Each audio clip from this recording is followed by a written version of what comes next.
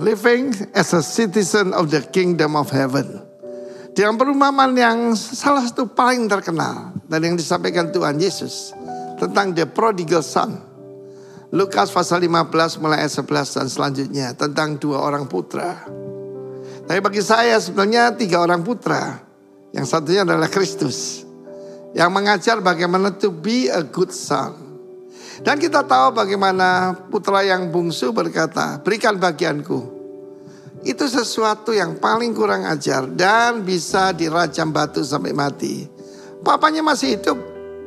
Warisan itu setelah papanya meninggal. Lalu di firman Allah mengatakan dia jual semuanya. Dia jualnya sembarangan saja, dia tidak menghargai. Sama seperti Esau tidak menghargai yaitu haknya sebagai anak sulung. Hak sebagai warga kerajaan. Kita melihat kemudian dia pergi ke negeri yang jauh. Dan di sana terjadi bencana kelaparan. Kita pernah mengalami bencana-bencana ya belakangan ini. Dan dia menjadi melarat. Bukan cuma itu, dia terpaksa bekerja pada seorang majikan. 15. Majikan di sana adalah the citizen of that kingdom, of that country. Jadi kita lihat kalau kita ini keluar daripada kerajaan Allah, kita masuk dalam kerajaan musuh. Bumi ini sampai sekarang masih dikuasai oleh iblis dengan segala sistemnya. Jangan pernah lupa, kita dengar beberapa hari yang lalu Charlie Kirk.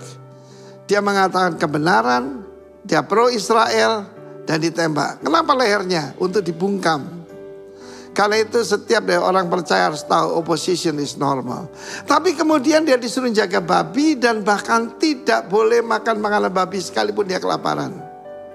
Kamu meninggalkan rumah bapamu, siap melarat, kelaparan dan jadi hamba.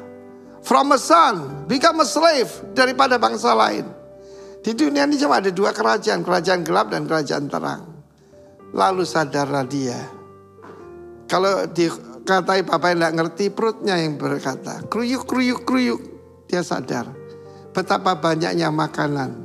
I tell you, the kingdom of God adalah kerajaan kelimpahan. Bahkan orang upahan. Di situ pakai mistios. Mistios itu adalah buruh harian. Tidak ada yang kelaparan, semuanya kenyang. Firman Allah mengatakan, he became in want. Ada kekurangan. Melarat di sana adalah kekurangan. Di dalam kerajaan Allah ada kepuasan.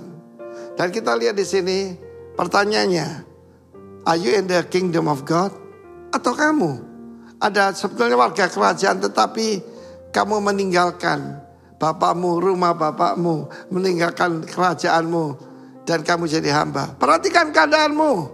Kalau kamu harus minta tolong kepada orang fasik, something very wrong dalam standingnya kita. Sebaliknya kita melihat bagaimana kakaknya cukup makan dan sebagainya, tetapi tidak mengerti bagaimana hak dari seorang putra. Yang satu tahu haknya, tidak tahu kewajibannya, tetapi anak yang sulung tahu kewajibannya, tidak tahu haknya. Tetapi sebagai pengikut Kristus kita tahu kewajiban kita, tapi kita juga tahu hak-haknya kita. Live as a citizen of the kingdom. Dan jangan pernah minta tolong kepada citizen of this world. God bless you. Amen.